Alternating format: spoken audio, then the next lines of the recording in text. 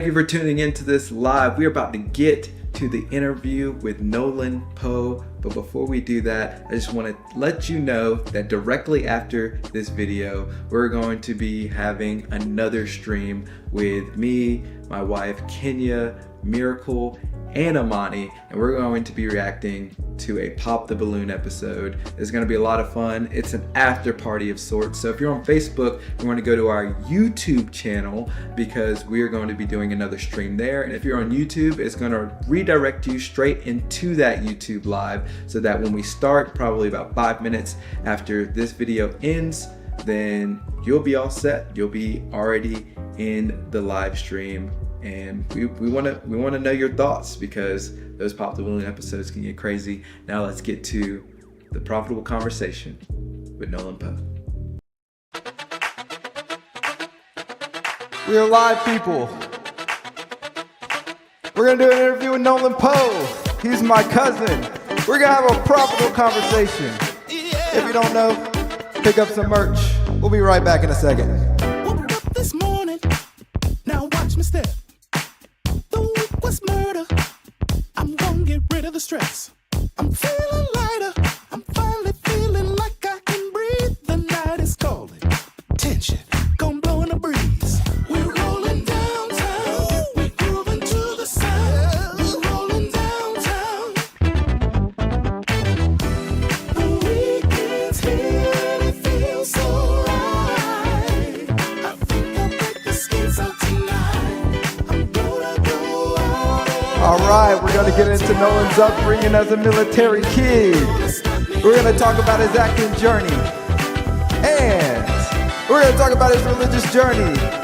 It's time to have a profitable conversation. Welcome to the channel, Nolan. Make sure you like with algorithm. How you doing, Nolan? I'm doing blessed. How you doing, man? I'm good. Welcome to Private Conversations here on Quality Entertainment. We are live everywhere.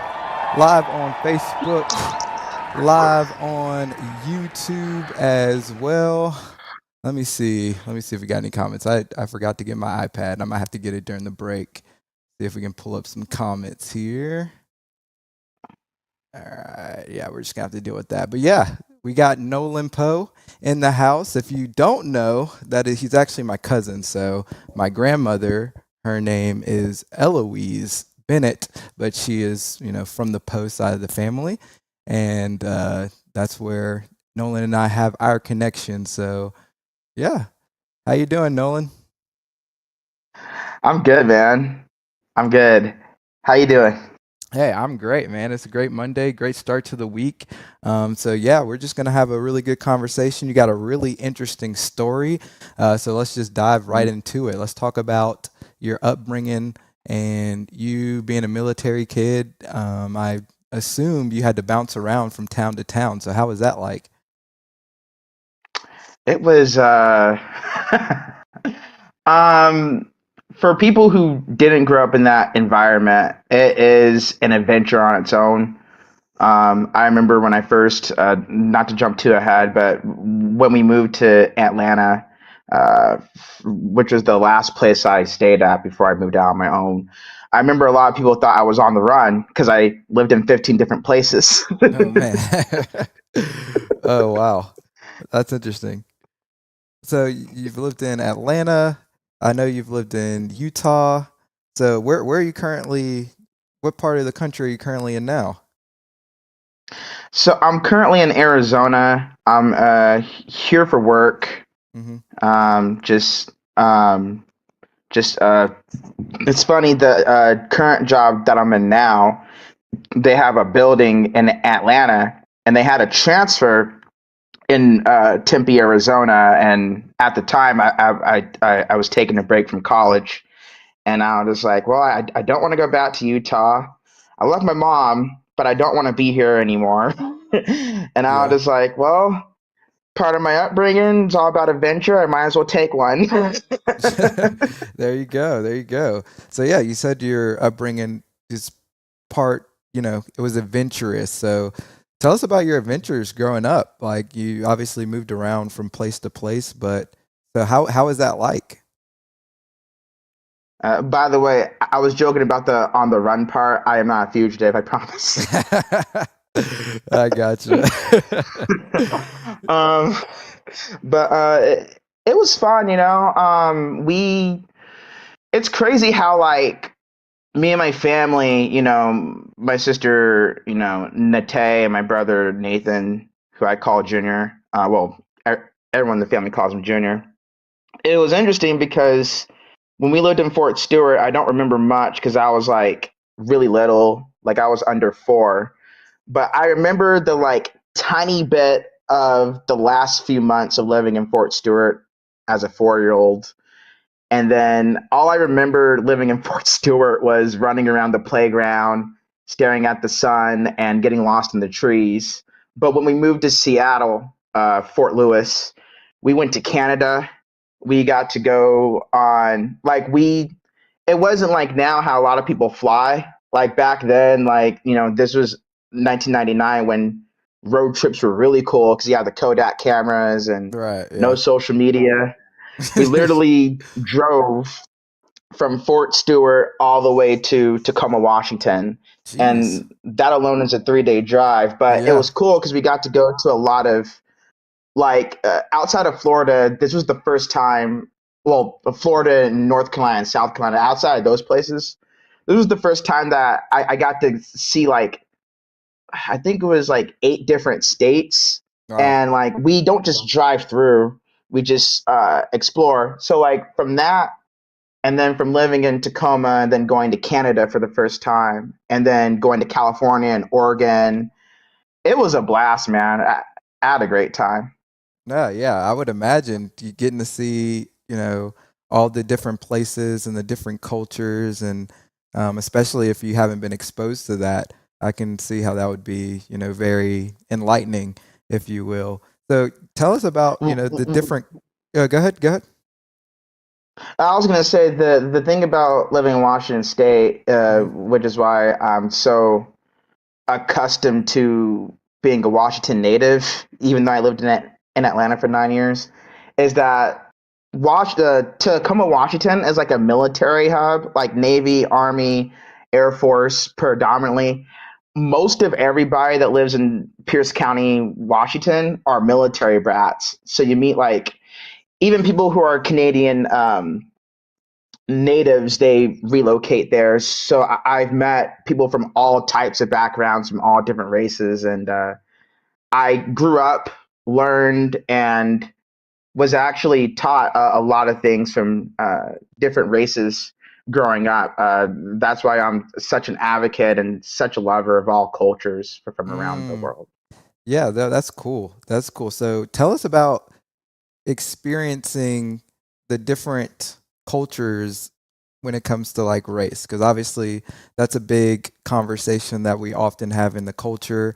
And for me, I have friends of all different backgrounds. I'm also was a military kid, but my dad, by the time I was born and being raised, he wasn't active duty anymore. He was just in the reserves and then just flying for uh, commercial airlines. And so I never really I never moved. I just grew up in Warner Robins, which is an Air Force base. So I was a military kid, but I wasn't one that had that experience where you bounce around from place to place. But with it being a military town, there's always been a diverse group of people and a lot of cultures that come in just as a result of the base being here. So just tell us about how, you know, being exposed to different races and different cultures, how that shaped you. Well, it's kind of different now because nowadays people have social media, they have TikToks, they have like all these like apps where you can connect with everybody from around the world. Where back Mhm. then, and I don't mean to sound old here, I promise I'm a lot older than I look, but back then, in like I said, 1999 through the year, I say 2005 ish, um, it was a lot different because you didn't have that social media aspect. So literally, like as a 4 to 7-year old, I would literally write letters and put it in people's mailboxes. And then like we would play like literal telephone where we had the cords, the like cordless telephones. I know a lot of people don't know what I'm talking about, but we have those phones where like we literally would like exchange numbers in like classes or on the playground, and then sometimes we talk to each other. But as an all, it was cool because a lot of people, we didn't have a lot of the technology that you have nowadays. So you literally had to go outside to get to know someone. You literally had to like, like we used to go to people's houses for dinner, lunch. We used to, for the most part, I would meet people at school. And then, so the thing about being in the military town, at least back in the day, was that my dad told us straight up. He was like, keep in mind that everybody's new. So we're not, because in Fort Stewart, it wasn't really like that. A lot of people were like, just from, the like Georgia area. We're in Washington Right. State. Like I said, it's predominantly military. So once every 3 weeks, we had three new people. Every 3 weeks, we had three new people. So we pretty much had to go up to people and treat them like we've known them forever, because it was that type of environment where everyone's just so nice and so open and understanding. And the old times, like, it was pretty cool because you got to uh, actually go to someone's. Not saying people don't do this now, but back Right. then um, it was very known to meet up outside, and then after like a conversation, be like, hey, do you want to kick it at my house? You want to play, what was it, Dreamcast back then, Nintendo 64. Yeah. That's Yeah. crazy. Yeah, it's super interesting because the one thing you said was like, yeah, we would, you had to actually go out and you had to meet people, and now technology has made it to where you don't really have to interact with people. But I think social media satisfies us a little bit in our yearning for to connect with people, but it doesn't fully satisfy us in our we really want to connect with people in real life. And I think that's why people who spend all their time on social media, they end up feeling more lonely, even though they're more connected in a sense digitally with people than anybody in history ever has been. And so it's super interesting Can I that you speak brought on that that? up. Yeah, go ahead. Well, I was gonna say the like pro and con of it is that, nowadays I feel like I'm able to connect more with people because of the platform of Mm, social media. Like, even when I travel, which we'll probably get into later, but even whenever I go travel, I immediately, hit up someone that I've had several conversations with, be like, hey, I'm in town. Do you want to hang out? And there's good and bad to it, but I do like how now you're able to actually like even though it's through the phone, you're able to like really uh, you're able to connect more with people on social media than back in the day, where it's like you didn't really know how to navigate, except seeing them in front of your face, or in like settings where you build stronger connections because mhm. of the fact that it was. I'm not saying it's not genuine on to like days social media thing, but I'm saying back then, with there being no touchscreen phones, even like Right, you right. do like, yeah. No, I got you. I got you. So you're big on social media. Like I see you all the time. That's the reason why we were able to even connect in the first place, because, we're family, but I'm not even sure if I've met you in real life, to be honest with you. Because I haven't been to like, the family reunions or stuff like that. I think oh, there you go. You're back. You were frozen for a second. Sorry about that. No, you're good. You're good. But yeah, this is a way that I was able to connect with you, just seeing you online and, us being friends on Facebook, and then seeing, some of the content and stuff that you put out there So what is kind of like your goal on social media? Because you put out a lot of stuff and you wear your heart on your sleeve. So what is your goal in sharing your story? Well, first off, we have met once in person. We've met a while ago. We actually came down to Warner Yeah, Robins, yeah, me, that's my mom, right. and my sister. I remember that. No, yeah, I do remember that. And for some reason, I think I was like 16 at the time or 15, but I Mhm. thought that my great grandma, because I kept asking people about have ran into Medea, which is my great grandmother on my mom's side, but for some Mhm. reason, I thought that these were. I thought you guys were my mom's relatives. I didn't know y'all were my dad's until uh, till cousin Maurice and your mom had to correct me. I'm Right. like, Yeah, oh, yeah, yeah. but to answer your but to answer your initial question, my goal on this platform is to inspire and encourage a lot of people. Like I mentioned earlier, social media is now the social norm of connecting to anybody and everybody.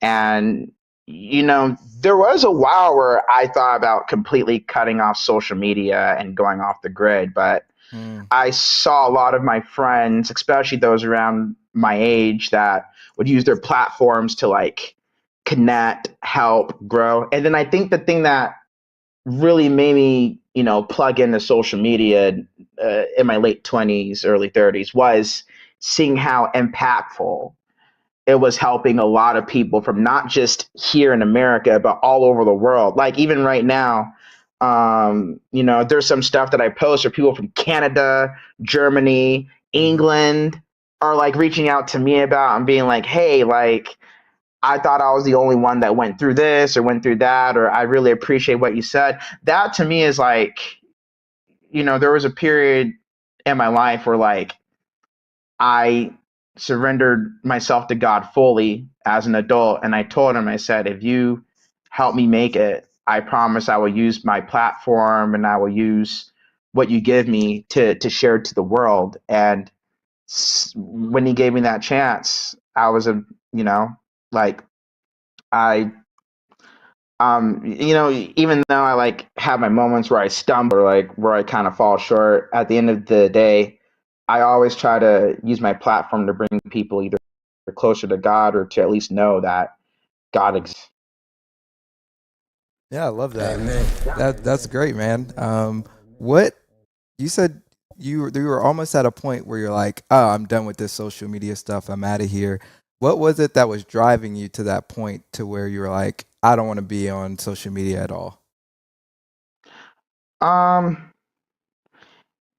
it just got to a point to where like I felt like there's this I don't know if you've seen High School Musical, but Oh there's yeah. this uh, there's this musical number called The Status Quo where basically you got to stick to what people perceive of you or like what you're kind of tied into. And for a while I used to be on Instagram and Facebook every single hour, every single day, every single minute, to the point to where I felt like I had to fix my image to appeal to who was seeing me on there. And then it got to a point to where with, depression and life happening, Mm, I just felt like I had to use social media as like a unwanted venting box where, like if you have a message or if you're able to do it positively, that's a good thing. But when you do it negatively, it just sinks you down lower. And seeing the aftermath of that and how that kind of led to me just going through a really dark place, and around that time, I lost two really close friends to unexpected, death. And like all that happening, I just reached a point to where I kind of wanted to go off the grid. Plus, I was still dealing with, finding out that I was on the autistic spectrum, which we'll hopefully get into a little later. But I was just really confused, and I thought the like best bet was to just cut off. But this was before TikTok became big. Hmm. Um, I, I, I'm just cut this off. At the time I was Mormon, I thought it would have been best to like just fully dedicate myself to missionary work. I got you. I got you. That's awesome. We're gonna dive, pretty deep into some of that stuff you were just talking. First, I want to shout out to some of the quality people that are in the chat. Shout out to my boy, Alan J, in the chat. Also, Jack is on Facebook. I can't bring up the Facebook comments right now, unfortunately. Maybe next time we'll have those ironed out. I think I got to stream to my actual page, like the quality entertainment page, rather than my personal YouTube page. But we'll work that out later. But yeah, shout out to Alan J. Tuning in. I know we got a couple other viewers that just aren't in the chat that I see you too. So shout out to you guys. But yeah, Nolan. So one of the big things that I, am, you know, advocate for is on social media, you have to like what you consume is basically what you're going to inherently become. And so you have to watch what you consume. And that doesn't mean that you can't consume some of the, I guess, the quote unquote junk food, the mind numbing stuff. I mean, because sometimes that's just like, just what you need in that moment. But you can't eat junk food every single day of the week, is my point. You have to have that healthy content that you consume so that your social media habits end up being healthy. What I think a lot of people get into, and I've been guilty of this in the past, is you just going down the rabbit hole of these big ideals, and you see these people with these great lives, and then you're like, my life isn't like that, and you're trying to become and measure up to that rather than just building your life brick by brick to get to that point to where your story may reflect that, right? But in your own way, right? You just got to be happy with where you are. So, and that seems kind of the place that you were at, where you were like, man, there's things that are happening, and I'm on social media and I see all these things, but I'm not there. So, talk about overcoming that. All right, what was it that helped you to overcome getting out of that dark place? I'm gonna try to keep this as light as possible. No, I mean, 'Cause no, you can go I, as deep or we're good. I This is know. this is why we call it profitable conversations. We go deep. I know when this comes out, there's gonna be some people that are gonna watch it and be like, "Oh my gosh, Nolan, are you emo or are you goth?" Or no, I promise I am as I am as happy as the Dolphins to come. I can promise you. But I've been through some stuff. Like I've survived. Well, not Iraq, but anyway. Sorry. No, you're good. Yeah. I'm sorry. Uh, what was the question again? Basically, like what helped you to overcome getting out of that dark place that you were in? Well, I like how you use the analogy of eating junk food on how you eat too much of it. It becomes really unhealthy for you. Um, that was kind of similar to like my role being tied to social media and with everything going on, was at the time, I was in a very organized, cookie cutter, straight laced religion where image was everything. And, just dealing with that, you know, um, dealing with that weight on your back while also, like being in a religion where you have to have like, a certain type of energy.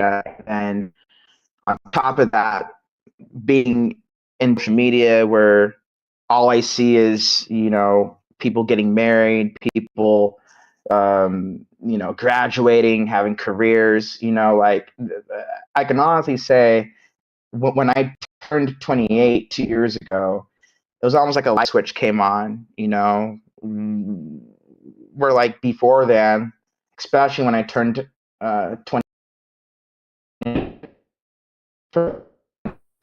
angry, bitter, depressing person to where, people around me can kind of feel that, and they just didn't feel comfortable being around me anymore, because I used to be that guy that was confrontational about, oh, you got engaged. How's that you got engaged? Wow, I've been dot dot dot dot dot, and it would drive people away, even when they would talk about getting promotions at like work and stuff, and it seeing them kind of piece away, back away, and then seeing how it was affecting me, and then just at the time, you know I became an alcoholic, and I used to Mm. drink like every day because I was just so tired of how I was feeling with the religion, the friends, the social media. I would,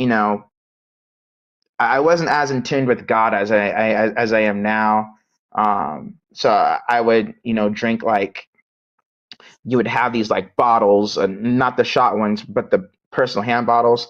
I would drink like a quarter of that every night just to block out all these things, and then doing that for 8 months, and then hitting a point to where I couldn't physically feel my body anymore. Like, all I felt was a big fat pain in my stomach. And I remember I, I wasn't in the bathroom, but I was by the bathroom, and I just literally was crying because I was at a point to where I was losing most of my friends. I was distant from my family, my immediate family, and I hated. Like, at the time, I weighed 280 pounds. Like, I was pretty big, and I just hated who I was, to the point to where I would call off work or call off sick because I didn't want to go outside, because I Mm. felt like I was like a wolf man or something like that, but like, being in that place or being depressed, especially if you can feel it, it's not a good feeling. It's like a very dark, bitter feeling of being lost and giving up, trying to find your way back. Mhm. And I think with me, when I literally prayed for 30 minutes, kneeling, asking God to get me out of the situation, it didn't happen instantly. It didn't happen right away, but the Lord slowly got me out of that position to where I was able to see my own self worth. And it's kind of like working out. It's when you eat so much junk food, you start to gain a lot of weight, and then once you realize that you don't like the image that you have within yourself, you start to work on ways to lose weight and to be the person that you want to work on being. That's how my spiritual and physical journey was from that point. Was I'm 280 pounds. I don't like being big. I'm only using food and alcohol as a coping mechanism. It's time to cut back. It's the same with my faith with God. It was like, well, I'm only using God as a goat, or as some type of way to get what I want, instead of turning to Him, and um, instead of seeking Him, and I feel like from that, I feel like at 27ish, close to 28, I kind of became born again on my own from that point. Yeah, that's beautiful, man. Yeah, and I think a lot of people struggle with the jackpot Jesus is what I've heard it referred to. I think my mom uses that term a lot, where you're basically, just trying to pull the lever or pray just so that hoping that, you know, God just provides you with what you want, right? That you just hit the jackpot and life goes the way you want rather than seeking Him. I like the verse where it's saying that, God is a light unto my path and a lamp unto my feet. I think that's the perfect analogy of how we're supposed to live our life. It's like God is lighting the path and we're just walking down the path. And He's just illuminating the way for us through our good, through our bad, even when sometimes we turn back and we don't want to even face the light, he's still going to be there, providing that path for us so that when we do decide, okay, let's repent and, turn back around towards the light and walk towards that, we're good to go. So yeah, I like that, the analogy that you used of, how you overcame that. So let's dive down deeper into, your religion. You said that you were Mormon for a while. So how did that transpire? Did you grow up Mormon? How did you get into the Mormon church? Tell us about that. Well, growing up Mormon, uh, I grew up Baptist, but it's funny because like that's the So most common question that I you grew get. up Baptist and you found your way to Mormonism? Uh, Oh, that's interesting. So yeah. yeah, you got to tell us about that. So, just a little brief intro into my Mormon journey. So, when I was 9 and we lived in Lakewood, Washington, um, my dad went to Iraq, and it was like a weird time back in January 2004 when, like, dad was gone. This was the first time I've experienced my dad being gone from it wasn't like when he would go on business trips, I can just call and be like, "Oh, you're in Chicago, you're in Texas, you're in Virginia, you're in Fort Bragg. Oh, that's cool." No, my dad. Sorry, I'm trying to get the camera. No, you're good. Um, my dad was like in a whole different country, and my mom, she's a Texan, so she doesn't like. She's a loving, awesome person, but she don't sugarcoat for anybody unless she's trying to be funny. But it's another story for another day. But yeah, I think at that point I saw my mom in like a really weird state of depression because this was the first time in I think 8 years that my dad went out of the country and he was gone for a year. So she didn't really know what to do. And then when she used to take us to church a lot. I think it was called Word of Life, which was close to Bridgeport. But anyway, I remember one time we went to church together, and I overheard a woman. I think it was me and her because I think my sister was at a friend's house or something, and my brother didn't really go to church. But we went to church, and I overheard a couple women talk about like where's the husband, where's the dad at, like because like the area where we lived in, only half of the people were military dependents, the other half were born and raised there. So she overheard them being like, where's the dad at, where's your husband, like, don't you know it's important for your son to be around a male figure because you can't solely you can't do this on your own. Like it was almost like my mom was being scolded for, even though she wasn't a single mom at the time, she was being scolded for like not having a male, like an older male figure in the house, like her brother, or like a cousin or something. Mm-hmm. So I think from that, and then from like kind of being told that you can't really parent, uh, if you're a woman, you can't really parent kids on your own, that just kind of set her off, and she just didn't feel and she would get weird looks too as well because it was just her. She just made it a decision the next Sunday. I'll never forget. It's a true story. I walked in her room and I was like, "Hey, mom, it's time to go to church." And she was like, "I'm not going to church anymore." And I was like, "Huh?" Because this is the woman that dragged me out of bed to go to church every Sunday. Right. And for her to be like, "I feel that I, as a Christian, shouldn't have to go to church anymore to worship God. Instead, I'm just gonna, stay here and read." So she became a heterodox Christian, where basically they don't believe in going to church, but they still believe in God and having a Right. testimony, reading scriptures. So she told me at that point that as long as it's not a Satan worshiping church, I can pick whichever religion. And that's kind of different to ask a 9-year old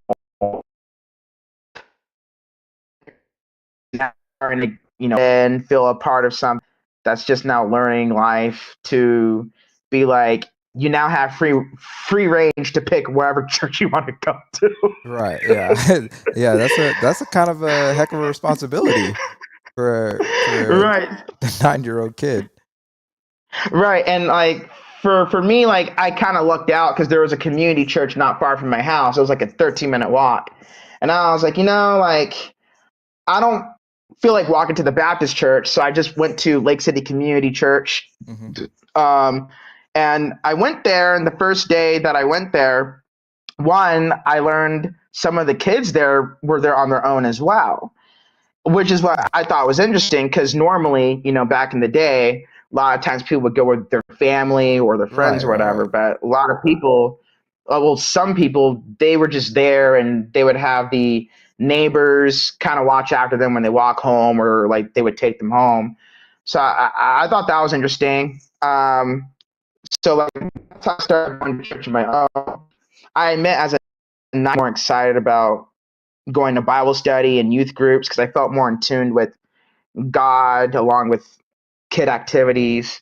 To answer your initial question, proof I did not grow up Mormon. A year later, it's kind of sidetracked, but my dad came back from Iraq, and it was well. Okay, this will tie into what we're about to talk about. I Hmm. first met the missionaries a year after. So a year after, my mom told me to So you pick were my about own. 10? I was 10. Yeah. Wait, so let me get this straight. This is wild. All right, so you were 9 years old. Your mom's like, "Go, I'm gonna be a heterodox Christian. Go pick a church." And so you were walking to church. Yeah. You were just like, Mm-hmm. "Hey, I got to go to church." As a 9-year-old kid, you were like, "No, this is important." That's interesting because I feel like most 9-year-olds would be like, "Mom's not going to church. I'm just gonna play video games, or I'll go hang out with some other friends that don't go to church with their families because they're not forced upon." But you were like, "No, I got to go to church because there's something about church that's important that I need to get to." And so you were walking. Well, Well, it wasn't. Well, half the time I was walking, the other half I rode my bike. But I mean, sometimes still, I would you're a hitchhike. 9-year-old kid just going out there, and that's insane. That's beautiful, but that's also crazy. I just want to make it clear. So, like going to Sunday school and going to Wednesday night services, yes, in the youth group department, my dedication was surrounding myself with if I'm being honest, at the time, I was trying to fill the void of my dad being gone because my dad was like my hero. Like he was Right. like the guy that before I moved out on my own, he was the guy that I wanted to model after because he was funny, he looked Hmm. young, he was in the military. He didn't bring that baggage from like he didn't bring that baggage from work or from being in the army home. Like Right. outside of him going to bed or like him having PTSD, his main thing was to not show it around me and my siblings. And like any other human, he had his flaws, ups and downs, but for the most part, he didn't want us to see him as that person. He wanted us to see him as this fun loving like older brother figure. But with him gone, it really took a toll, and I wanted to fill that void. So I just went to hang with people around my age. For the most part, I hung out with a lot of older figures, like a lot of guys that were around my dad's age, or that were um, like 7 to 10 years older, which is how I still am connected with a lot of people till this day that are um, 10 years older Right. than Right. me. But yeah, like I now going to church, like 11 o'clock service. I just slept in because I, like I said, the whole oppressing feeling. I didn't feel comfortable being home as much on Sundays as I used to because, again, my dad was gone, and being at church, I'm surrounded by all these loving, Right. nice, kind-hearted people.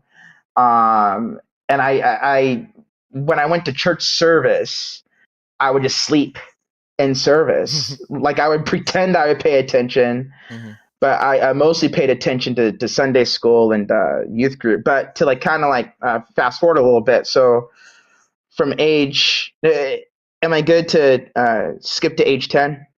Yeah, go ahead. So yeah, so basically you basically were like, "Hey, I miss my dad and I'm seeking that warmth and that love that, is missing because, he's deployed to Iraq."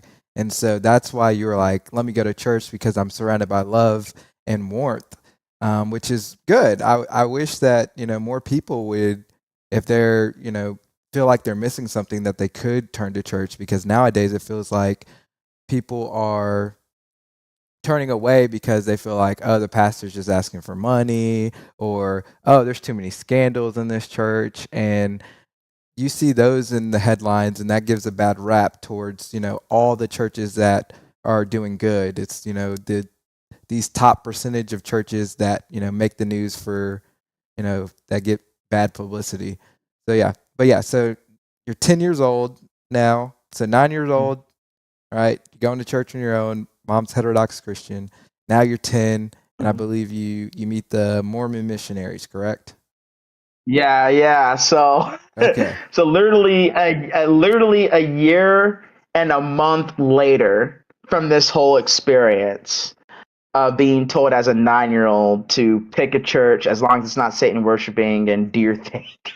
Year and a month later, I see these two guys walking with their bikes. Now, like I said, I grew up in a military community where half of the people came from military families. So we used to do this thing where like a lot of new people that would come in, we would invite them over for dinner, kind of like what they did on military bases. Um, so to kind of back up a little bit. So when we moved to Tacoma in 99, I was in Tacoma for like, I say 10 months. And then we moved on base for 4 years. No, 3 years. And then that's when we moved to our neighborhood in Lakewood. But in Lakewood, even though it wasn't a military base, it like had that aspect. So what we would do often is that people that were new or new-ish that would, go to high school, middle school, or even homeschooled, and we found out about it, we would invite them over for dinner, share our culture, like what, like get to know them, like what brings you to Lakewood, what do you do for a living, where. So I would see these two guys walk with bicycles, and I would hang around the high school, Lakes High School. Shout out to Lakes; they helped my family out a lot. My brother and sister went there, and my mom would often either like a classmate or two a ride home, or we would donate canned goods, or we would like do service. So I saw them walk around the school, but I didn't see them at first. And then once I saw them in my neighborhood, I was like, hey, you guys are the people that I saw around Lakes. And they were like, yeah. And then we shook hands and all that. We had a good conversation. We talked at my bus stop for like 10 minutes. And then I was like, hey, are you guys hungry? I'm like 10 years old. I was like, hey, are you guys hungry? Do you want to grab a bite? So I bring them over to the house, and we're just talking about life. Like, we're not even talking about religion or nothing. And then once I bring them to the house, I open the door, and they were like, oh, we can't in without well, like they asked me if my dad was home, and I said, no, he's in Iraq. And then they're like, oh, your older brother home there, but he had the house at the time. So they're like, oh, okay, go inside. A male figure at the age of 13 was in the house present. So, Okay, but got they it. still wanted to meet. It's, yeah, so they still wanted to meet my mom. I'll never forget. I went in the So like my mom had a couch set up. We had a big fat off on Friday where like you could pull back the curtains and see it outside. She had a big couch. I went and mom, I met some new people that I want you to meet, and she was embarrassed. She was like, "Oh, I'm not fully ready, whatever, right?" So I got some trust me. So she comes outside, Her eyes bucked, bucked. She was like, "Hi, how are you?" They introduced themselves. I'm Elder Smith. This is Elder Tanner from the Church of Christ Latter-day Saints. She was like, and then she's like, "No one can I talk to you?" And then that's when she educated me on the Mormon Church, because at the time I didn't know they were missionaries. I thought they were just high school teenagers doing volunteer work, and Okay, that's when got I it. learned about. That was my introduction to the Mormon Church, and from then, I wasn't really interested in the lessons at the time. I just wanted to meet with the missionaries because they were cool guys. And then from that experience, I met someone who was my age. And at the time, I was mostly out with adults because, like I said, I was having a hard time connecting with kids my age because of my circumstance with my dad being gone. And once I connected with a Mormon kid named Lynn, who I'm still good friends with, once I connected with him, it became this like 4 month journey of how are we going to get Nolan baptized? Because Mm. as a kid, I was like, this feels like I'm where I need to be. And then, everything seemed like kumbaya. And then my dad comes home from Iraq and he shut that down real quick. He was like, no, we're not doing that. And that's when I went back to Lake City. But like for that period, I would go in the Mormon church like almost every Sunday to be close to Lynn and to hang out with the missionaries. Wow. Okay. So that was very interesting. So your mom. So these guys came over. They knocked on your door. Mom's eyes bucked, like you said.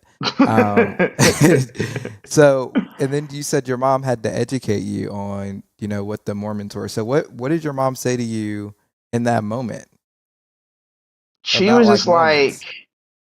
she was just like, because you gotta keep in mind she's from Texas, so she grew up in an era where they just, and I'm sure we'll get into it a tiny bit later, but or a little bit later. She was born in 64. She grew up, like her era was the mid 70s, early 80s. So back Mm. then, when she ran across the missionaries, they just lifted the priesthood ban on blacks being able to do certain callings. So it was kind of like even though they were nice, it was kind of like a tension thing for her back in Houston, Texas, in the Mm. early '80s. So like she was very careful about that, and she did mention that to me at that time. But she was like, she worked with people who were Mormon, and she knows how times had changed a lot in the year 2005, where that wasn't the case. So she was just like, if this is what I feel like I want to do and I feel like is right, then I'm welcome to invite them over. They can't come in the house. She put that down real quick. So literally the That whole sounds like my entire mom. time, Adam, we had, Hey, hold up, Nolan. You're freezing up. oh, You're freezing up. Hold on. All right, you're back. All right, go ahead. there we go. You're Can you good. see me? Yeah, you're good. Okay. So, it's like I was saying, we literally met on the porch, and the first 3 weeks, my mom was kind of like, what's the word? She was very against, but she couldn't pick a dog in the fight because she was the one who told me to pick whatever religion I wanted that Right. wasn't So Satan you're worshiping. yeah, you're So just doing what she said. literally, like, so like that's how it was. But my mom is such a Texan. She saw how good natured these guys were. They never forced religion on me. They just talked about their experiences being in Utah or wherever. So she went from being this antagonistic figure to being this mom figure because she heard that one of them was 19, one of them was 21. Like my mom has sonic ears. Like she can hear you from across from the other side of the neighborhood. Like she has supervision. Oh, I'm sorry, super hearing. Yeah, you're good. so she would hear the missionaries share their stories a lot, and that tied her into mom mode. And I remember, I think after the fourth time we met, she was like, no, after the third time we met on the porch, she was like, hey, you should see if they want something to eat. And I was like, you sure? And she's like, yeah. And I was like, okay. They couldn't come in the house, but she treated them like they were home from that moment on, because she, heard a lot of their testimonies how these kids would, back then it was a lot more strict in the Mormon faith, where now it's a little loose. But back then it was the whole thing of you're 19, a lot of guys would go to college for a year and then they'd be pushed to go on a mission. And my mom didn't like hearing that, because she kind of grew up in a strict household herself. Her dad was Army, where a lot of things were kind of like strict and enforced. So especially meeting kids that are like 20 years younger or 15 years younger, she has a really soft spot for that. So she started opening up to them. And then from that, we kind of became like our own instant family, where she would go outside on the porch. I'm getting kind of choked up, because this is how sweet my this is how sweet my mom is. So she made a rule to where they couldn't come in the house, but she would always, not always, but most of the time, come out on the porch, pull a chair, and just talk to them like they were in the living room. And we had this thing to where the whole void of dad being gone and the whole depression of dad being gone shifted to us caring for these missionaries. And yeah, we were taught some lessons, and we were taught some things about the church, but me and my mom didn't pay attention to that. We were just like, oh, that's kind of cool to have a spirit world. But so like how Salt Lake, or like how your family doing, like we're more invested in the missionaries themselves as humans, and us spending time with each other. So that's kind of how that went about. And then when my dad came back from Iraq, he didn't do it in a way where he like was screaming at them, but I remember, not spend too long on it, but he came home. I think this is like the end of the week of his first week back. The missionaries came by, and my dad literally him, and the neighborhood kids were like playing basketball. And then afterwards, I said, "Hey, Dad, my friends are coming. You got to meet them." They come. His eyes bucked as well, like he had big fat bucked eyes, and he was like, "Hey, how you doing?" Literally said it like that, and then I was like, "Nolan, can I talk to you for a minute?" And then he was like, "Well, actually, I gotta talk to the missionaries for a second." I said, "Okay." So I'm thinking, oh, he's gonna invite them in the house because Dad's home now. They can come in. And he wasn't screaming. My dad hates confrontation, so he's like a chill, smooth guy. And they were laughing with him, and then he was just talking to them. And then I saw them leave. Like they had like a 8-minute conversation, and then I saw them leave, and he was like, "You're not going to meet with the missionaries anymore." And that hurt, because these were the main like safety net that I had with connecting with people. And nothing against my dad, but he's in the military. He works long hours, and sometimes he's not really home because he's a workaholic. He had, not just the Army job, but he had 2 other jobs, because he wanted to his main goal was to make sure me and my siblings didn't have the, poor. I'm not saying he had a poor life in North Carolina, but he was broke, and he had to really hustle, like have a lot of jobs to make money, and he never wanted me and my siblings to go through that. So he had it in his head to like, I'm going to work as many jobs as I can so that my kids never have to ask for anything except from me and their mom. And I think that's where his whole thing was when he came back home, especially from Iraq, seeing his friends and people like die, was I gotta be a stronger, better father than I was before. And I just want to add before we move from this is that anybody who served in the military, who's a parent, I just want you to know right now that your kids are happy that you're home, and they're happy that you're here, and they're happy that you are just the parent that you are. Those who are good parents don't feel like you have to force to be something different or better, because at the end of the day, all military kids care about is seeing their parent home and just being there for them. Well said. Well said. So you did mention earlier that you're no longer Mormon. So you talked about Hmm. how you kind of got into Mormonism. Why did you exit Mormonism? So I got into it when I was 10, and then 4 months later, the whole dad thing happened, and then 2 years, well, 7 months after that, my parents divorced, and that took another toll on me at the time. And I would say from like February 2006 to February no to November 2014, it went from us moving. It went from uh, it went from me processing my parents' divorce for 2 years Hmm. to processing to we have to move to Atlanta because we can't afford to do this on our own.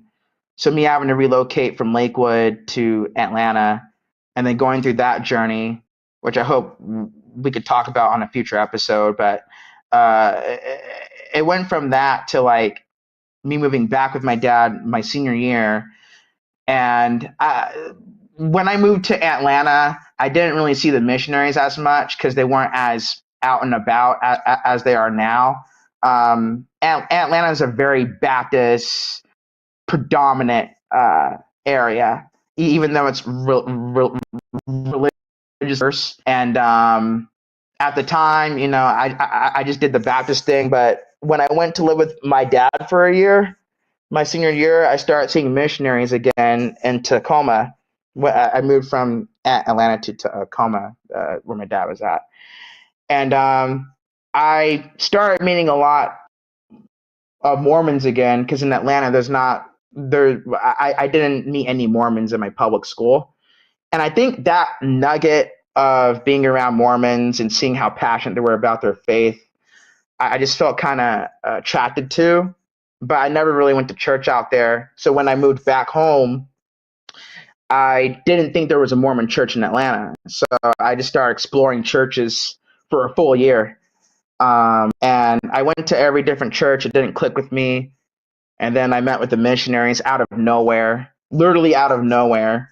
And they invited me to church, and I investigated for 9 months. I thought it was right at the time. I got baptized. And then a year later, I met a fellow missionary who ended up becoming my girlfriend at the time when she got released. And then from that, and I'm going to answer your question, I No, promise. you're okay. But Go from ahead. that, because she lived in Utah, so this thing comes in.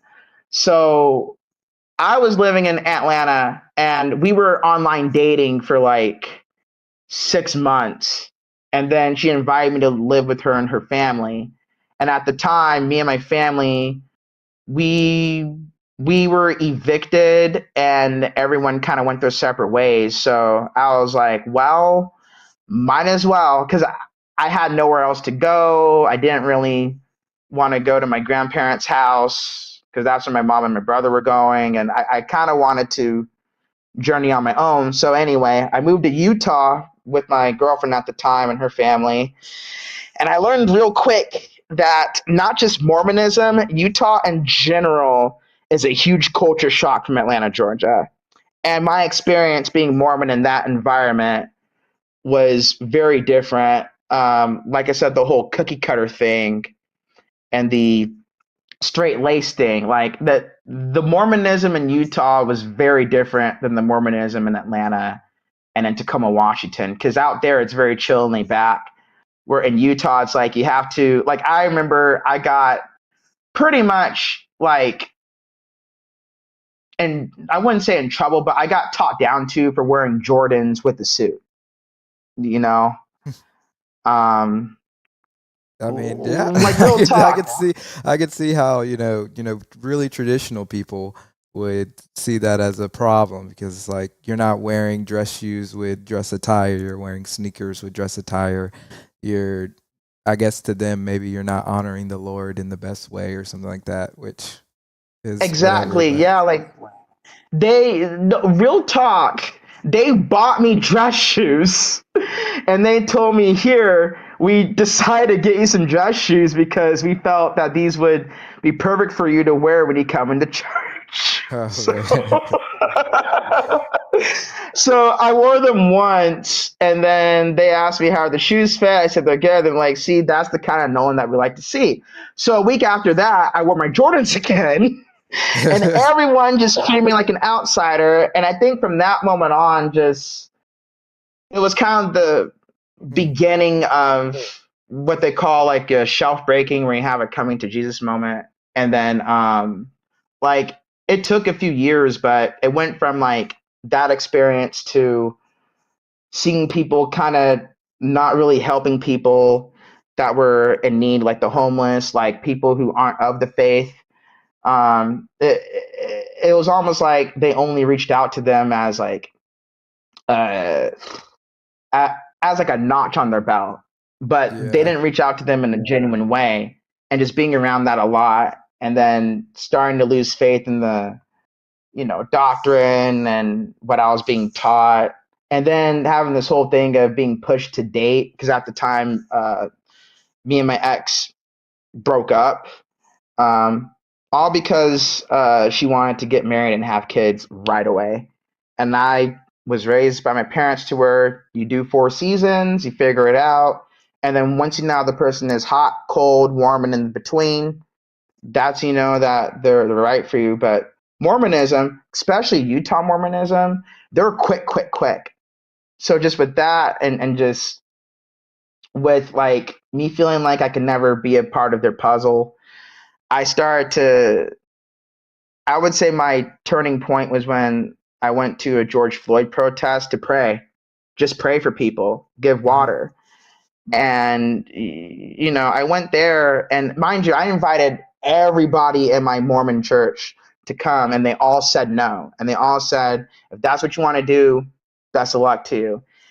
And when I went to the protest, I saw Baptist preachers, street preachers, priests, Catholic, Lutheran, Episcopalian, serve food, water, pray, hmm. hug, give comfort. It hit me, and I was like, I don't think I'm in the right religion. And I think that's where I made the decision. Uh, Even though it took a couple years, I just made the decision to remove my records and still be close to God, because going to church feels like time froze again. Uh-oh. Oh, okay. You're back. You're back. You only froze on that last little part there, man. Yeah, that's some deep stuff there. Where it seems like I do have a question really quick. Why'd you go back to the Jordans so quickly? All right, looks like we may have lost him. Hold on. Let's see. All right, hold up, Nolan. Hold up. Let's let the Wi-Fi catch up really quick. All right. Okay. Yeah, I think we're back. I think we're back. Okay, yeah. Hey. Yeah. So, okay. Why so that's all, really deep stuff, and I'm glad that you got to that place where you realize, hey, I need to get into, a religion where it's about my relationship with God rather than keeping up with appearances and doing things for show, right? You Which had a is question what you about Jordans. Yeah, yeah, I'm about to get to that. So I thought that was beautiful. So yeah, why? What made you go back to? They bought you dress shoes. Maybe because like you didn't have dress shoes, so they could have just been doing it like saying, "Hey, look, I see you're wearing your suits, and maybe you don't have dress shoes. Maybe you don't have the money to afford dress shoes. We're gonna buy you some dress shoes." And so they get you those dress shoes, you wear them, and then what makes you just immediately go back to the Jordans? All right. Well, hold on. You're frozen, so we're gonna let him catch up there. But yeah, this is a very interesting interview. Glad I get to talk to Nolan. I've been watching, his content for a while on Facebook and really enjoying what he's been putting out. because he's got a lot to say. All right, you're back. You're back. Okay. So yeah, why'd you wear those Jordans? I did it as a statement because at the time, well, even till this day, I don't like feeling like I have to categorize myself as a person. Now, oftentimes I do wear dress shoes on special occasions, special functions, but for the most part, my personality is, yeah, I'm professional, but I'm also down to earth. I'm like Jesus wore sandals when he went to church and preached to people. Like I never saw any prophet. I mean, in the biblical days, I never heard or saw any prophet, disciple, or any um, temple goer wear fancy shoes to prove their worth. And I grew up poor, where I had to wear sneakers going to church anyway. So it kind of became my own personality, where my brother doesn't really like to dress out unless it's special occasion. So what he'll do is he'll wear street clothes going to church, and he used to be made fun and bagged on about it. So I decided to kind of like follow suit and just wear sneakers with my church clothing back in the day. So when I moved to Utah, this was my very first time being on my own, 22, without family. I had an ex-girlfriend. I knew no one. But I just thought of my brother and my family. At the time, I was the only Mormon convert, so it kind of felt like I was kind of speaking for them and being an advocate, because they would always talk crap about my family not receiving God's full blessings or full praise or full love, because they weren't Mormon, and I hated that, so I would always defend them. But at that point, it just seemed like my way of not just being myself, but to be connected to my roots and who I am as a person. And sure enough, from that, I seen a lot of people who were born and raised there that would kind of follow suit. Like I seen women start to wear sneakers with their dresses. I saw men start to wear Heelys, wheelies, Heelys? Converse. They're throwing that back, aren't they? Heelys? With their suits. That's crazy. It was almost like I unofficially led a tennis shoe movement, where like people would kind of see me be back to down to earth, loose, look like still be professional, but also be my normal self while not feeling I had to fit in. And that, had I not done that, I wouldn't have be here being the Christian that I am today. Yeah. So. Oh, so you said that you had adopted this style of wearing sneakers with your suits to church. So was Utah the only place that was like seemed like they weren't as accepting of that style? With the Mormon church, yeah. With the Baptist church, with the Mormon church. Yeah. When it came to the Mormon, it's weird because Atlanta is very different with the Mormon scene, which we could talk about in a different episode in the future. But the Mormon scene in Atlanta and in Boise, where I went on vacation a couple times, everyone's laid back and chill. Like I've even seen people wear jeans and like freaking sport jerseys, and everyone's just chill about it. Where in Utah, it felt like Stepford Wives. Like it felt like you had to wear suits, you had to wear like lawyer attire to feel like you're an actual old school. Yeah, I got you. Wow, yeah. And that freaked me out. Like it was just. Oh, I'm sorry, I didn't mean to cut you. No, you're good. You're good. You're good. Well, I just want to go through some comments. So, shout out to everybody who's watching. Y'all some quality people. My Aunt Cindy's in the house, so shout out to Aunt Cindy. We have Jennifer Gainey Powe in the house. Shout out to Jennifer and Jessica Huff in the house as well on Facebook. And then we got some YouTube comments as well. Kenya said, Nolan, you got to write a book. she said, You got to write a book, man. So when's that book coming? I got some screenplays coming. No, we need a It's book. funny. No, we need a biography on your life. You can write the screenplay later, but we need the biography of your life. My mom told me that the other day. She told me that 2 months ago. We had like an hour conversation about reminiscing, and literally out of nowhere, she was like, "Nolan, you need to write a book because, like, she says you got it in you. You got the talent. You got the humor. You got the realness. Get Yeah, to it." So and I'm working on it. and you connect with the people in a beautiful way. Miracle Behind the Madness agrees. Shout out to her. She'll be on the pod directly after this live concludes. Shout out to my moms in the house saying, "Hey folks, hey folks." So shout out to Hey, Aunt everybody. Sonia.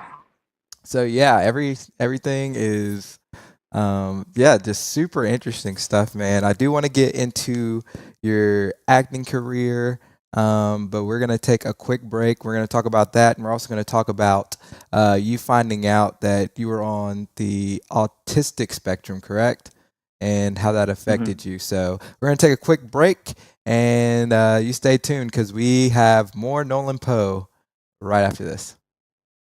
What's up, guys? Did you know that we have a merch store? Yes, Quality Entertainment has some quality merch. So if you're a quality person and you want to rep what we got going on here, because remember, we're on a mission to spread some practical religion, then check out our merch store. If you're on YouTube, all you got to do is go to our page, or if you're watching, well, you are watching this video, just look down below the video and you'll see the link and you'll see the selection of merchandise that we have. We're gonna be dropping new merch lines, new collection items every single quarter, so you're gonna want to stay tuned for that. If that sounds good to you, then check that out. Do you need your life documented?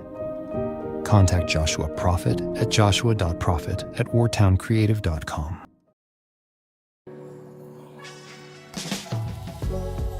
All my life I was looking for a sign. Wasn't sure where to find a peace of mind. Sometimes you can see things when it ain't time. Well, for you I'll be putting it all aside. With further ado,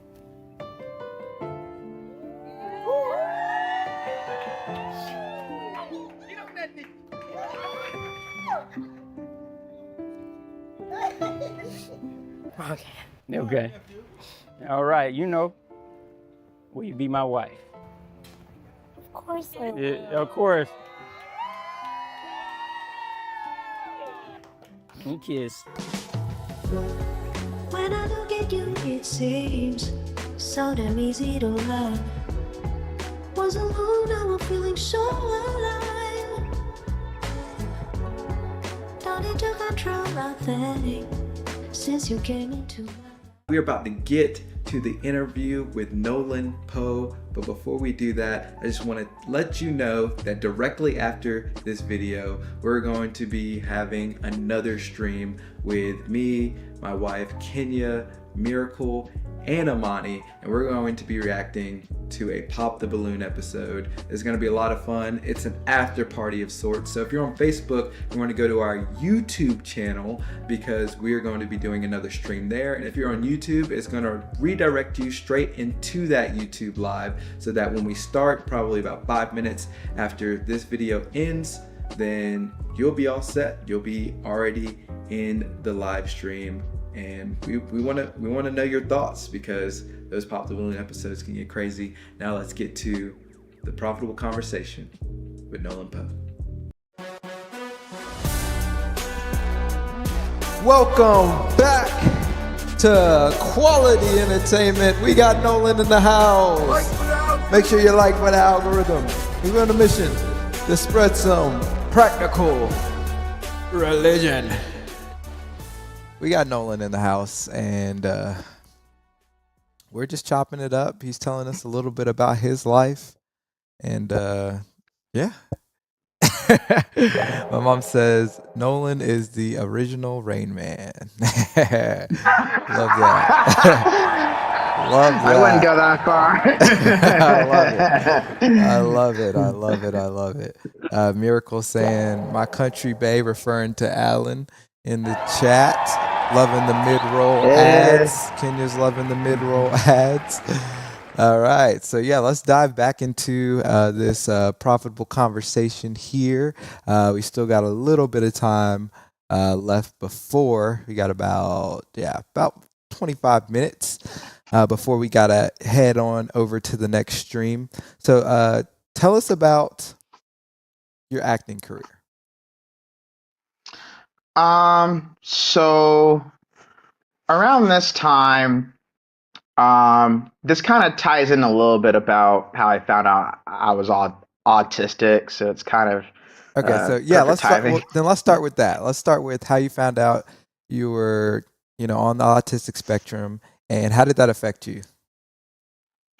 So at the time, I just graduated high school.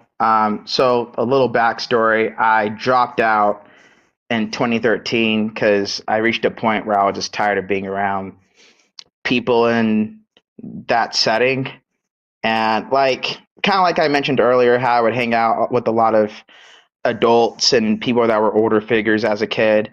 I kind of had that same connection when I was a senior in high school, where I would mostly hang around teachers and youth leaders, bishops, a lot of older figures. So I never really connected with people in my classroom setting. So to kind of speed it up a little bit, I just dropped out and I decided to just work.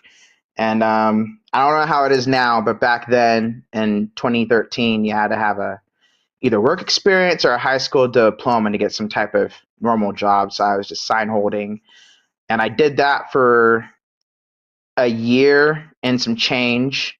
And then I woke up one morning and I was like, I need to um, go back to school so I can get a real job, nothing at sign holding. And I went back to school, graduated. So I graduated in 2015, 2 years later.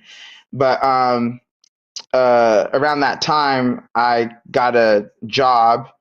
And then once I left that job, I reached a point where I wanted to go to college, because I told my mom I would work for a year and then I would figure out if I wanted to go to school. So I needed to get information to go to college with. So they were asking for my hospital records. And I remember just digging through a lot of stuff that my mom had. True story. I found a lot. I laugh about it now, but it's a very, it was very hard for me at the time. I found a letter from a hospital that showed that I was diagnosed with Asperger's, which is now Right, yeah. autism, which is now neurodivergent. And that shocked me because it said I was high functioning autistic, which at the time I didn't know what that meant. And when I found out about it, I was like, that can't be true. Because I didn't think there was anything wrong with me. No one told me anything. My parents didn't say anything. My dad's whole philosophy is, if it's on the page and if that's not who you are, don't be that. Like, he was very old school. He was like, the doctors say one thing, but that's not how we perceive things. But anyway, I confronted my mom about it, and she said it was true. And I remember I broke down crying for 2 hours because I couldn't believe it. The whole entire time, my whole public school life, I was told from kids around me, from some of the teachers, there's something wrong with me. There's something off. Nolan's not what he thinks he is. And the whole entire time, my mom would pull them to the side and have talks with them, and then they would change their tune. So at the time, I just thought I was just different. Right. And then at 22 years old, like a week after I turned 22, I'm being told that I have autism. And it's like, that makes sense why the kids bullied me, why the kids thought I was different, why I was treated like an alien almost, because they knew, because my mom would tell them, but not me. And I Right. was mad at her for a while when I found out. And from that experience, like it took me a while, but I had to kind of learn on my own to navigate this new brand of news that I found out. Looking back, it kind of made sense how I was the way I was, but at the time, I was just like really confused, and Right. I, I was just trying to figure out, okay, how do I navigate it? What does it really mean to be authentic? But Yeah. yeah. So, yeah, that's interesting. So, how did that affect your relationship with your parents after you found out that news? Um. Well, with my mom, she was pretty much the type of person that was like, because I think this was around the time where I I didn't do acting yet, but I submitted a and like I submitted a lot of background and auditions and stuff, and um, I think a year before that I did a pilot that didn't get picked up, but it was produced by BEET, and she always remembered that. And when I found out I was autistic, I remember she sat next to the bed with me, and she was like, "Nolan, you just did a pilot for BET. You had a speaking role, you killed it, and you were on the spectrum. Do you really think that made a difference between you knowing and not knowing that you were autistic? You're only autistic if you believe that's what you are. You are beyond the word autistic because of how far you've come. Okay. Prior to this, I would do a lot of auditions. I would not get the job, but I would always win the crowd. I would always do a lot of extraordinary things with very little that I had. My mom said I couldn't cook on the stove till I was 9, so I would cook in the microwave and make good meals. Same in the oven. I would always find ways to navigate my circumstance. Like if I can't go outside and play, fine, I'll play in the house and make it look like outside. Or if we can't go out to eat, fine, I'll cook a meal that's cheap and make it look fancy. She loved the way I would always finesse things, and her telling me that I have a creative gift through my autism, you know, her saying that I don't follow who I am as a person, how am I going to be able to be the filmmaker that I want to be, or buy the house that she wants, or be this person that's able to help my family, not just be put on the map, but, you know, at times you're put at a position where you not just help people around you, but mainly help yourself be that creative person, no matter what field you're in, to be beyond. And I can honestly say, after hearing that, and me and her taking time to heal through that, I've definitely grown as a creator from that. Now with my dad, however, we at the time we lost touch for a year, because I mean, the first few months we were chill about it, and then after a while we just kind of like had like we we had like a big argument with a lot of things, that being part of it, and we just went a year without speaking. Once we regrouped, we kind of like today we're slowly starting to rebuild our relationship. So I'm still in touch with my dad. I Okay. Gotcha. promise. Got it. Got it. Awesome. Awesome. So yeah, that's a wild little tangent that we got to know there. That you had the way that you found out was very jarring. I bet it was very shocking, and because it's kind of like, wow, my whole life I wouldn't go so far as to say it was a lie, but like you're finding out this big part of yourself that basically there was like a puzzle piece missing. And that's like, oh, okay, well, this just fits with, how, my life has gone to this point. Can you talk about how you've touched on it a little bit about how like you've used it to be more creative, but talk about how you had to adapt from learning that you're all, you had Asperger's, and then how that propelled you to maximize your gifts, knowing that, you did have this. So to make it clear, I'm on the high functioning level of autism. So like I'm more, uh, they call it borderline, where like you're you're like, I wouldn't say normal, but like you're like more on the normal aspect of being a average Joe is what I call it, where Right. you also have traits of autism and you also have those I I thought I froze. But on the paper it said I was borderline.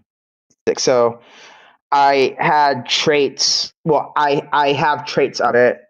Um, I I think for me was definitely learning what the phrase borderline meant, because oftentimes people see the word autism, they're like, oh,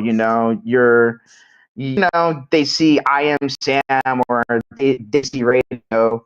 Where borderline, it's, as you can see, I'm fully talking, I'm able to cook, clean, travel, be on my own. But also, I still have those tics where, like, I often tap my hands, or I'll look away when I'm speaking, or I'll stutter, or I'll kind of, twitch a lot at times, or, with the whole processing change, I struggle a lot harder than that. Uh, there's still certain things that I am still learning when it comes to words or I started really talking until I was 6 years old. Um, Wait, hold so up, I'm hold up. Say still that, kind say of, that again. You said you didn't start I talking? didn't start full, I didn't start fully talking. I was talking from life, but it was more like mumbles, like Hmm. like it was more like that. But like at the age of 6, I started to fully verbally. And my speech therapist, shout out to Mrs. Nelson. I don't know if she's still around, but she helped me. Her, my mom, and my teachers helped me kind of bring the words out, because I used to have a hard time speaking. Wow. Oh, that's interesting. I didn't know that about you. That it took you till 6 to basically be able to fully talk and speak.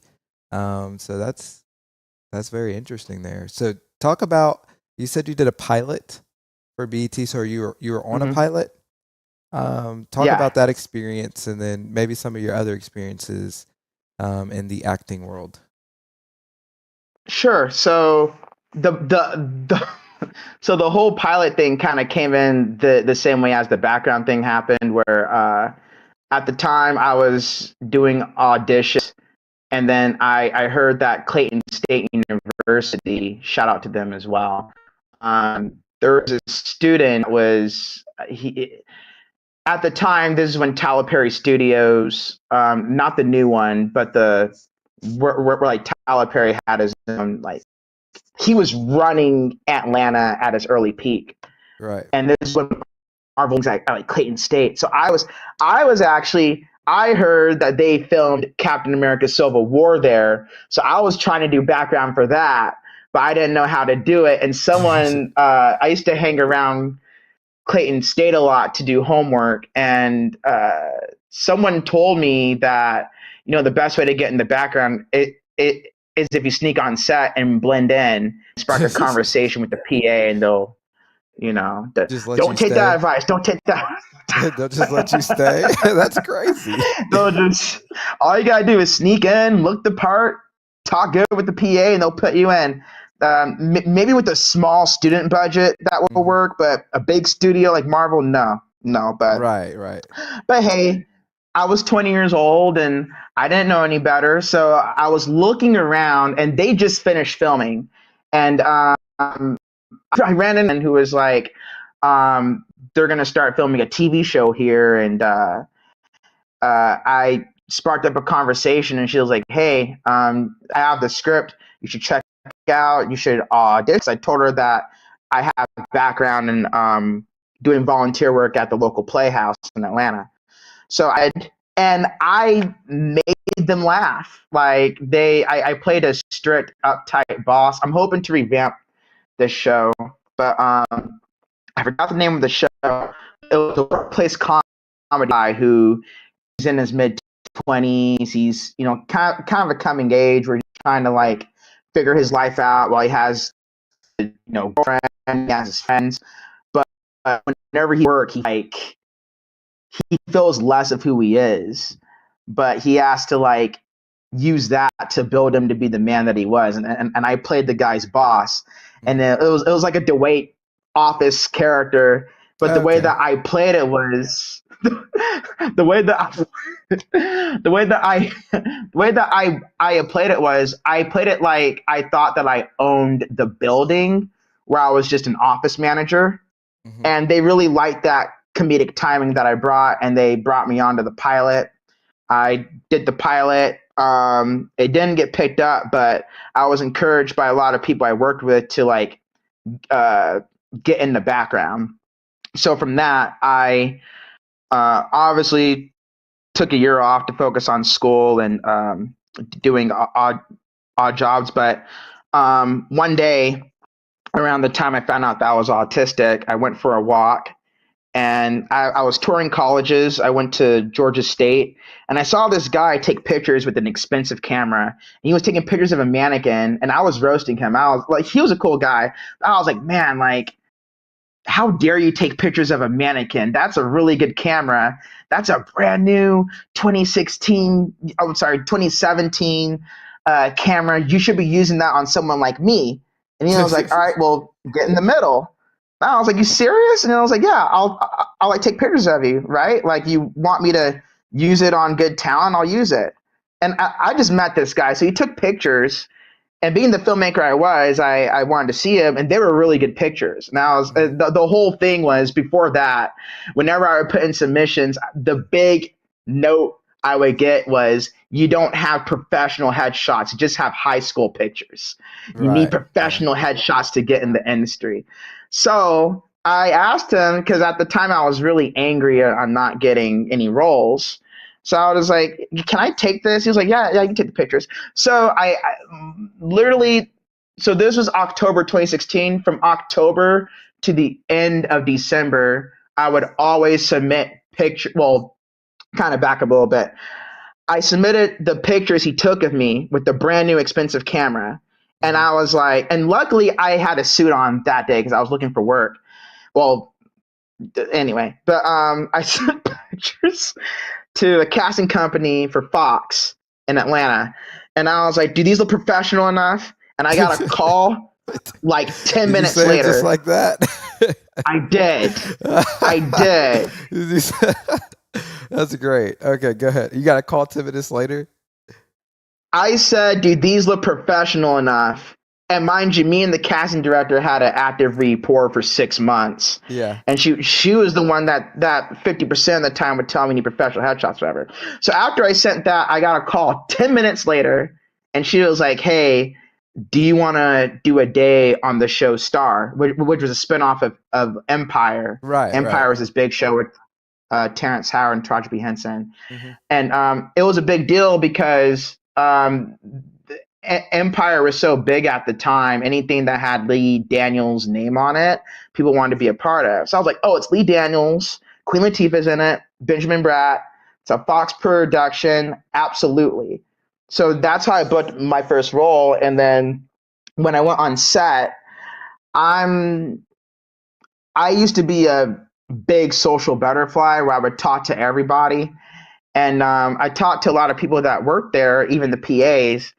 And I remember a lot of people remembered me because of how open and honest and nice and down to earth I was. And I remember I met the director, Tamara Davis, who directed Billy Madison and Half Baked. And we had a 10-minute conversation. And this is my first time doing background acting. And she was the one that told me, you want to get in the industry, you treat everyone with respect and you treat them like they are your close friends or your family, because people can feel that energy no matter who's around. People can feel it. And if you can be your authentic self, and if you can like just be like have a heart, even if a lot of people don't, if you just have a heart, then you will get ahead.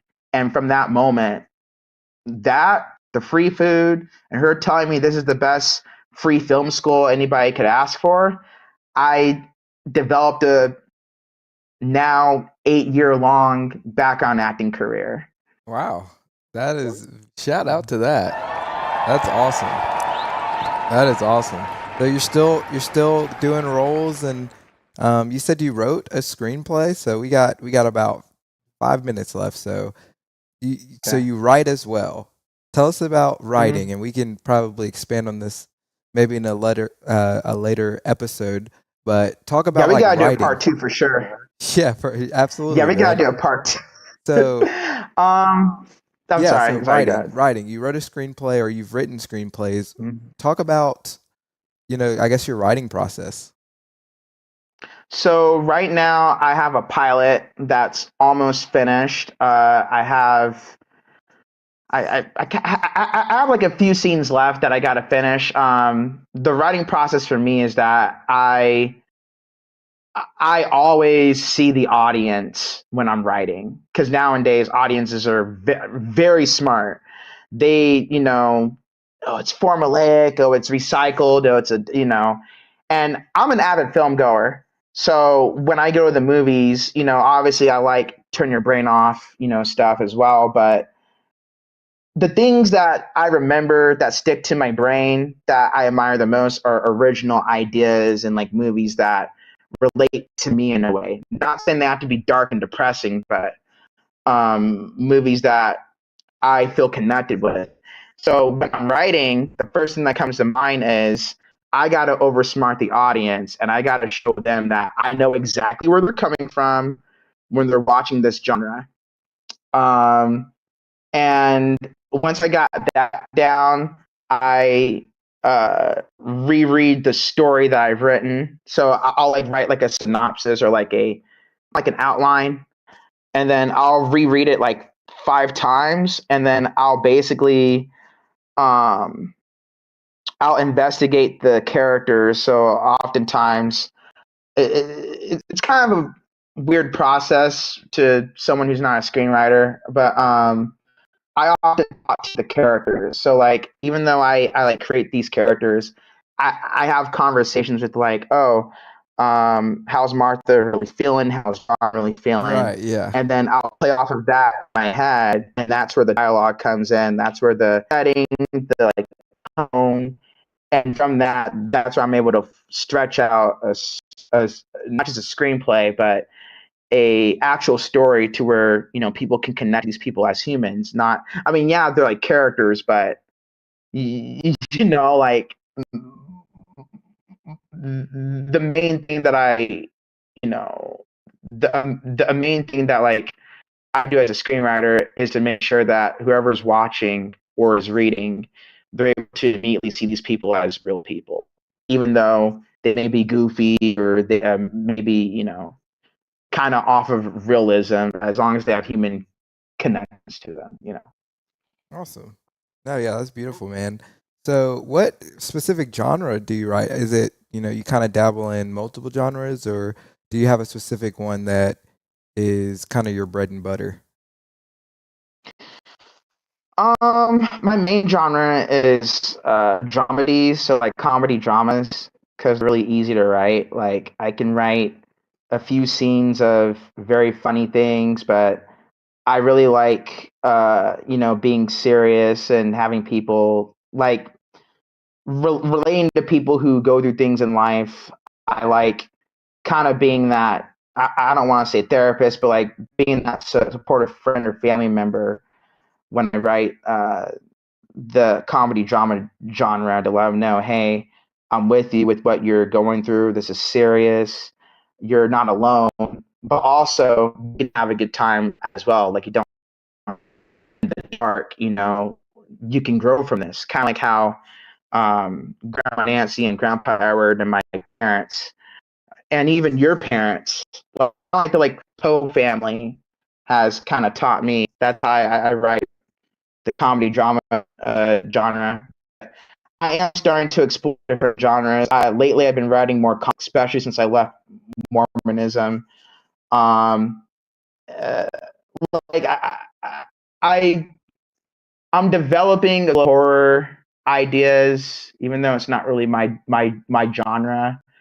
But for the most part, I would say right now, like the newest thing that I'm currently doing is comedy. I haven't really written any straightforward comedies in a long time, like a decade. And now, like with this pilot and with the couple of other pilots I'm developing, I'm really excited to like fully dive into the comedy genre. Uh, uh, sorry, again, because when you write comedy dramas, sometimes they could be draining when you talk about serious subject matter where there's no limits. You can just go and um, I'm I'm really excited about that right now, and I'm working on my semi autobiography of me growing up in Lakewood as a kid. So That's awesome, man. Well, shout out to you. I think that is a good place to wrap. This has been the Nolan Powe interview. Hey, if you are watching on Facebook, then you're going to want to go over to our YouTube channel because it's about to redirect into our next stream, which we will be live here in about 10 minutes around 8:05. So you're going to want to head over there. We're going to be reacting to a Pop the Balloon episode. It's going to be fun. So we're going to venture out of the deep, dark world of Nolan Powe. I'll let you have your last word. Give you just a second. And then we're going to venture into the comedy of Pop the Balloon. Nolan, last words? I just want to give a shout out to all of my family, my mom, Yep, shout dad, out to them. siblings, all my close friends. Thank you so much for being there for me, having my back, and I'm very grateful for all you, Josh, and everybody on this chat does to help people. Yeah, absolutely, man. And yeah, I know Miracle was super interested in your screenplay and ability to write because she's written plays as well that that we've collaborated on, like in actually as far back as high school. And so I know she still writes and does stuff like that. So a lot of creatives got your back here in the chat. But yeah, we'll definitely have you back on in the future. And I want to just thank you for coming on and having a profitable conversation with me. We'll be trying to have these every Monday around the same time and roll into another quality reaction as well. I can confirm, I think on the 9th, 11th, 12th, let's see. I know Leighton Sheets will be here on, he said February 11th or 12th. So that is, let me see. That is on a Tuesday, Wednesday. So I know we'll be having a profitable conversation again. We're going to run it back with Leighton Sheets because that was a great interview as well. So mark your calendars. Next week, I don't know who I'm going to have, but we're going to have somebody and it's going to be lit. And we'll certainly have you back again, Nolan. But yeah, thank you for tuning in, everybody. We'll see you in our next stream. Remember, until the next, remember to always be blessed. Peace.